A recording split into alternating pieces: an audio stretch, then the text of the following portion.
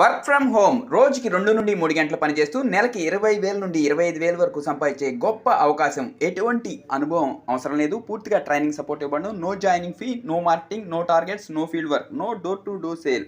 అర్హతలు నిరుద్యోగులు, ఇంటర్ ఏదైనా డిగ్రీ, హౌస్ వైఫ్స్, 20 సంవత్సరాలు పైబడిన వాళ్ళు. మరింత సమాచారం కోసం ఈ నెంబర్కి కాల్ చేయండి.